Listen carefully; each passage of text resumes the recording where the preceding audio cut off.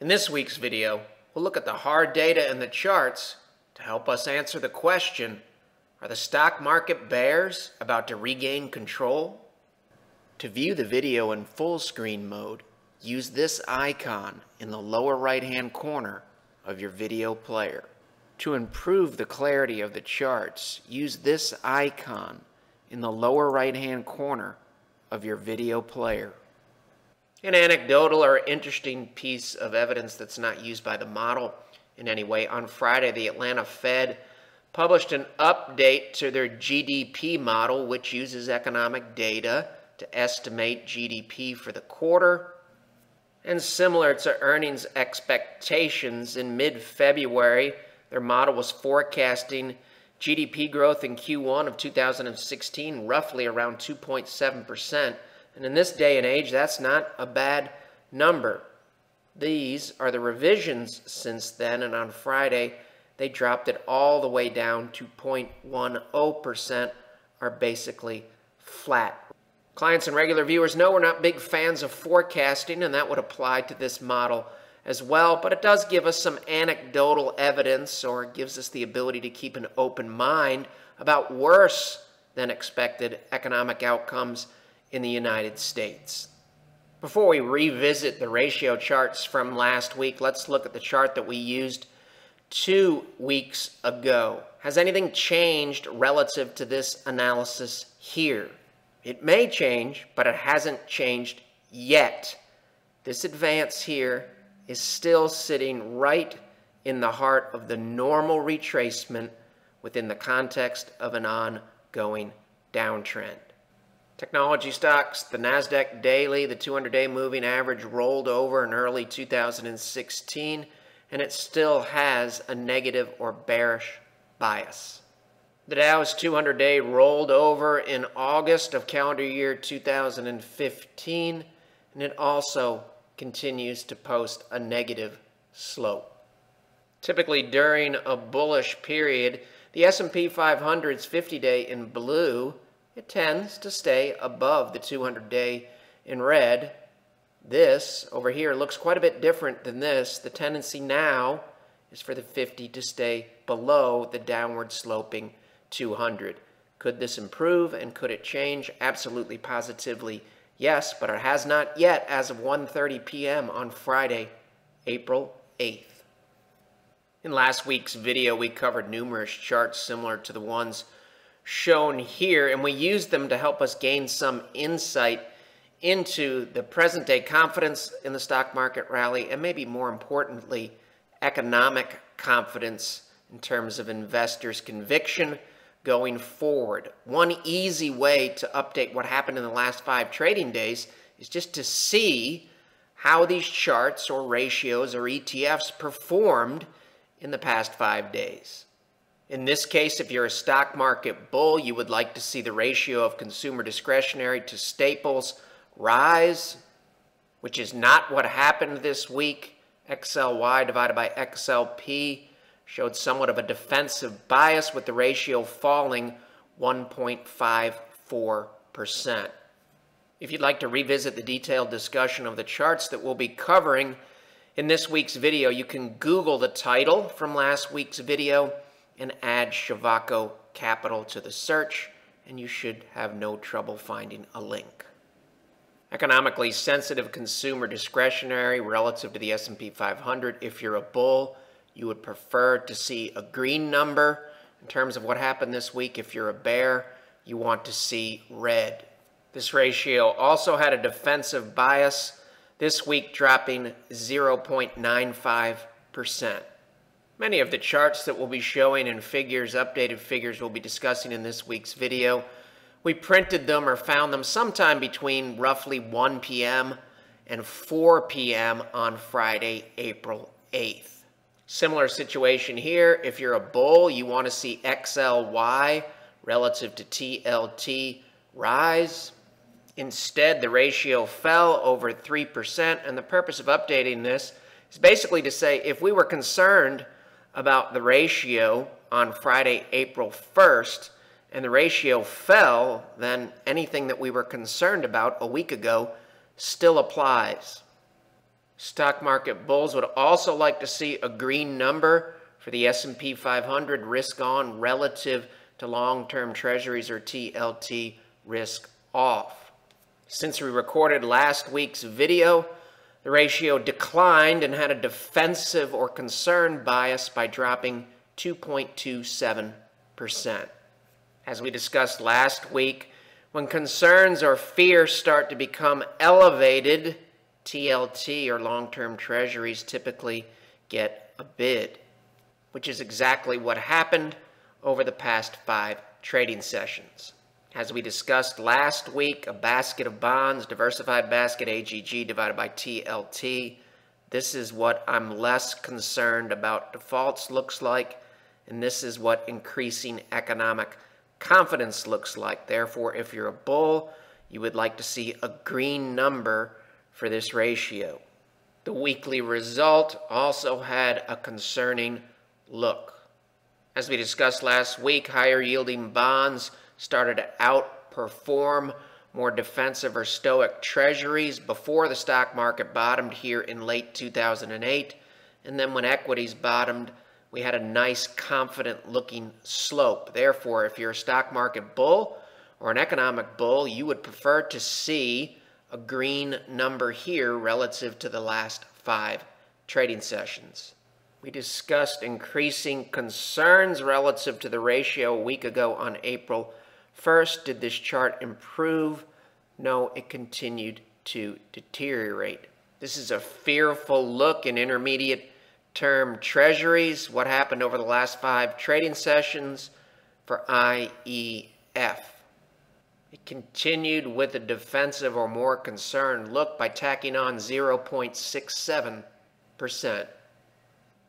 S&P 500 daily, 2:36 p.m. on Friday, April 8th.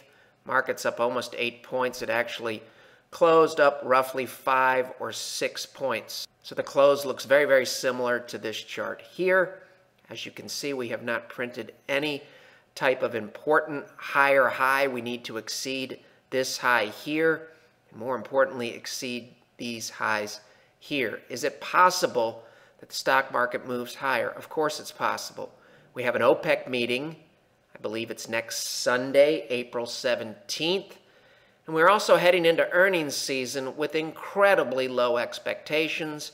Those of you that are experienced know that Wall Street loves to set the bar low and then exceed that low bar.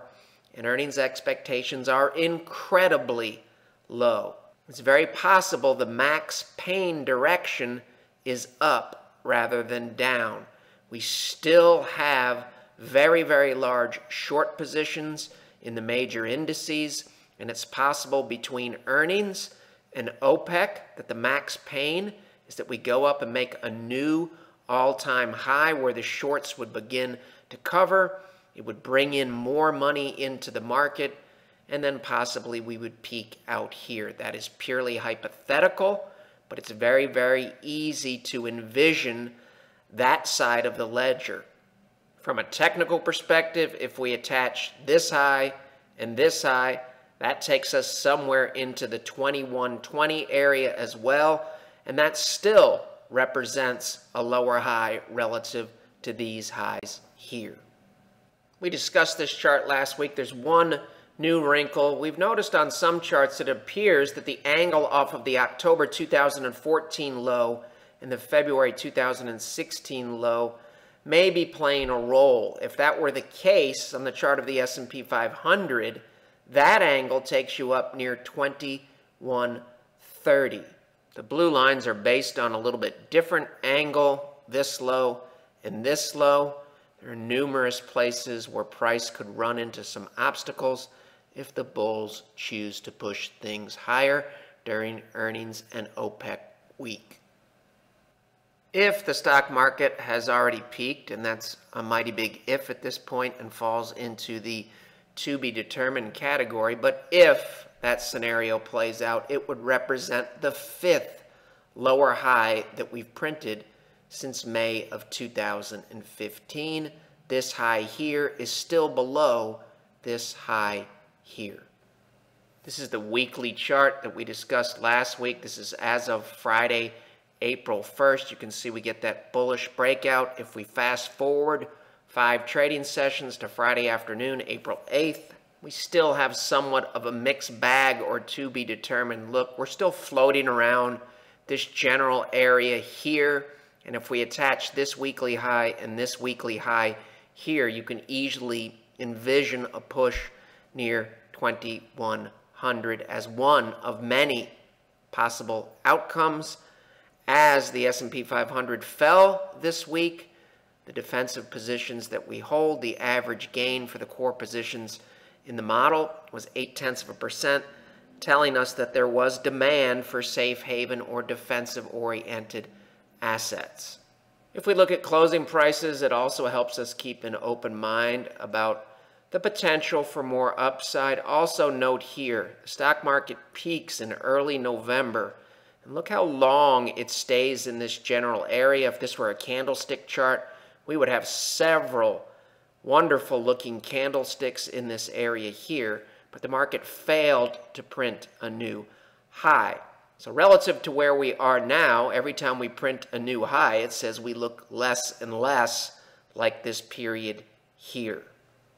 This is the VIX chart that we reviewed last week. This is Friday, April 1st. Potential support, we get a bounce. Here's the stock market. Here's the stock market. What happened in the last 5 trading sessions? Thus far, the pattern is holding. We did get a bounce here.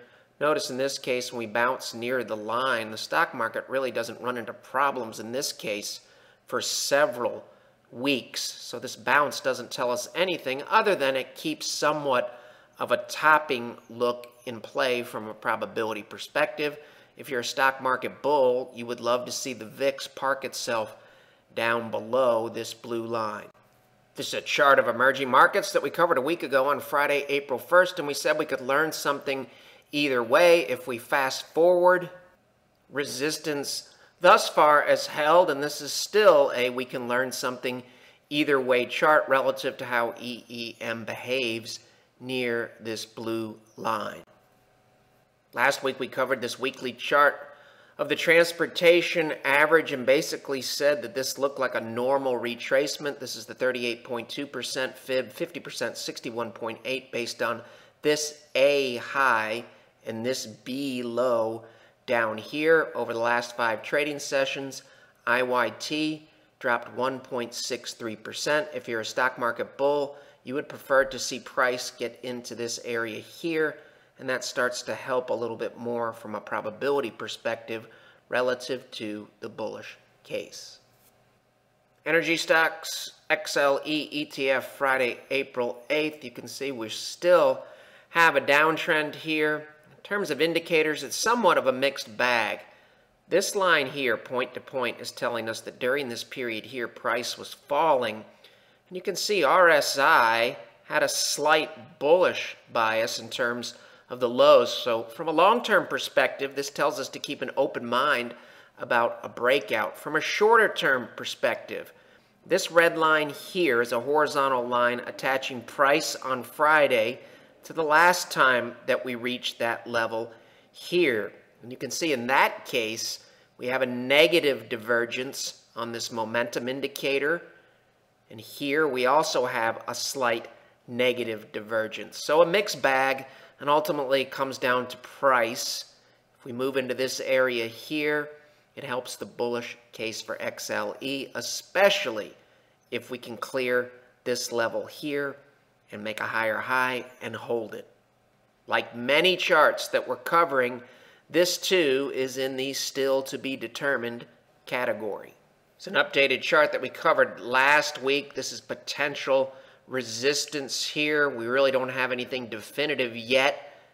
The trend short term is to drift below the blue line. Bullish odds improve if XLB can close in this area here. More importantly, hold above the blue line. Last week we said that this RSP, equal weight S&P 500 ETF, fell into the keep an open mind about bullish outcomes category. Why? In striking distance of clearing the November high here. This is where we were last week. We've drifted a little bit lower. and no real resolution here yet either. The bears pick up something from this chart if we can close below this level here. As we've discussed for several weeks in these videos, the S&P 500 on the bullish side of the ledger here in the spring of 2015 was by far and away the global leader in terms of major stock indexes. Therefore, if any indice around the globe was able to push to a new all-time high, I would place my chips on the S&P 500 from a probability perspective. A few points about all-time highs. Right now, the move that we have, the charts that we've been showing, this is a low conviction advance. If the S&P 500 is able to push to a new all-time high based on better than expected earnings, better than expected economic data, or something positive coming out of OPEC, what we would want to see right now, this advance is a low conviction advance. We've seen that in the charts the last 2 weeks. That can change. And if we move to a new all-time high and the conviction relative to asset class behavior improves, then we may be in good shape. Conversely, if we move to a new all-time high and it continues to be a low conviction advance, it may end up being very, very similar to these new all-time highs that were printed in late 2014 and early 2015. If we get into this area here, the press and many will believe that no matter how the advance looks, that we have the all-clear signal, which may be the case if conviction picks up. But all-time highs, nothing guarantees an all-clear signal. In these instances here, all of these new all-time high gains were 100% given back during this correction here in August of 2016.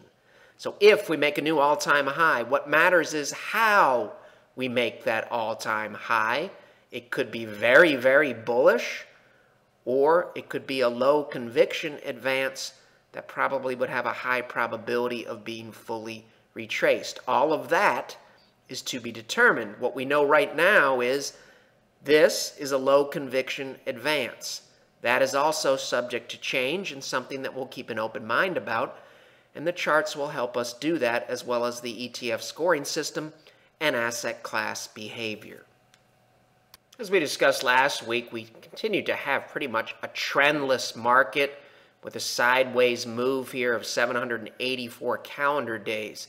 However, from a hard evidence and probability perspective, it's not really accurate to say that this is really the same as this and nothing has happened. Why? Here we have a discernible bullish trend. Now we have something that's quite a bit different. We have a discernible bearish trend, and that will be the case until proven otherwise, and that may happen soon, but it hasn't happened yet. So while it appears we've learned nothing over this period here, it's not really the case. We've learned a lot about probabilities and trends, and we'll just keep an open mind about what happens next, whether it be a new all-time high or some type of reversal in this area here. These are always going to be difficult periods, and watching the model and what it's done, it's working extremely well, and it will pay dividends once this breaks one way or another. Another thing to keep in mind, all market participants have been dealing with very, very rare and unique circumstances. Let's look at this period here. This is late 2015 here. Remember, this is the worst 10-day start in the history of the U.S. stock market. That is an incredible stat. Bloomberg came out this week. This is the way they described this V-bottom here. The current rally is the biggest about face in 9 decades. These are very, very rare times and rare events.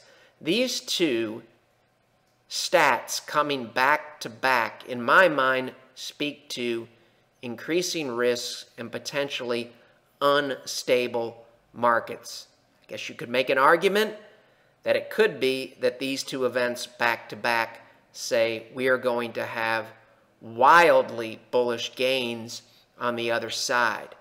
That doesn't really align with the charts that we've been covering in the past 2 weeks, but we're open to those charts improving. Something big is about to happen after something like this and something like this. If we continue to execute consistently, the math, the model, and the rules, and the ratios, and the indicators will help us stay properly aligned with the market's current risk-reward profile. How far back does the worst start in U.S. market history? How far back does that go in terms of dates? The Dow Jones Industrial Average was first calculated on May 26, 1896, telling us this is an extremely rare event. And that rare event was followed by another extremely rare event. At some point, things will settle down and these type of stats will not be appearing as they've been appearing basically for well over a year, or really several years, because we had the V-bottom stats on the way up, and then we've had all types of never seen before or haven't seen in 50 years type of stats there. That won't continue indefinitely. That's just not the way markets work. Eventually things will settle down and we'll get a trend that's either up or down.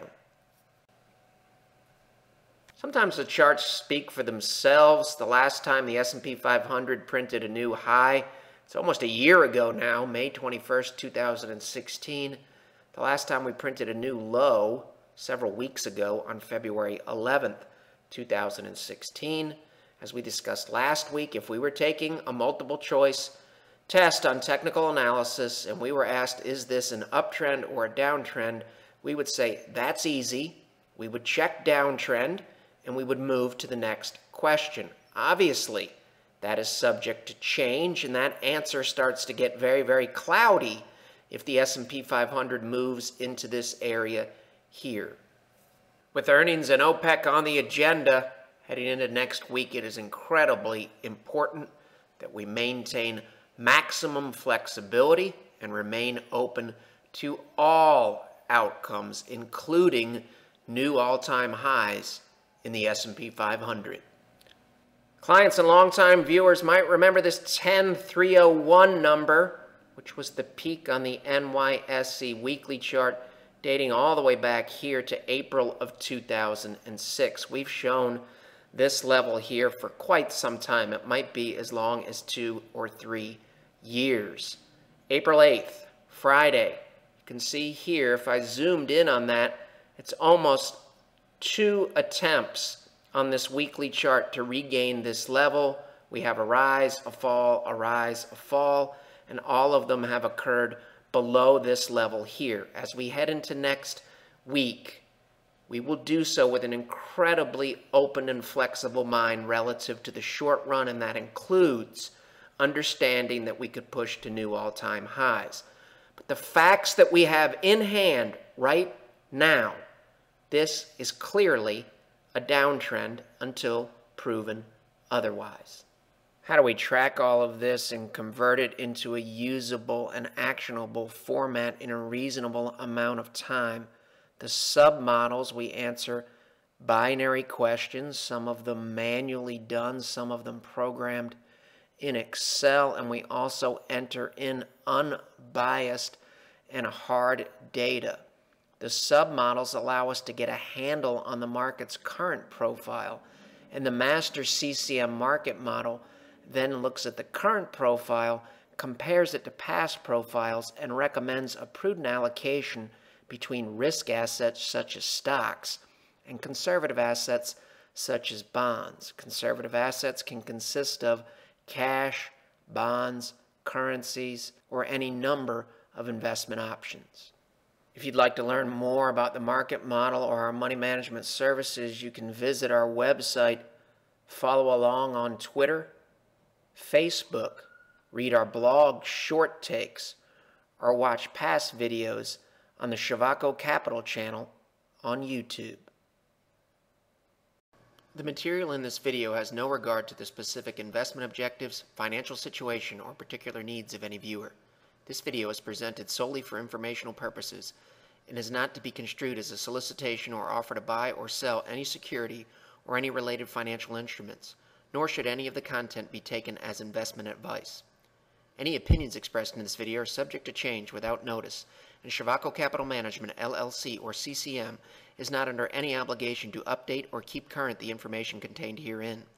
CCM and its respective officers and associates or clients may have an interest in the securities or derivatives of any entities referred to in this material.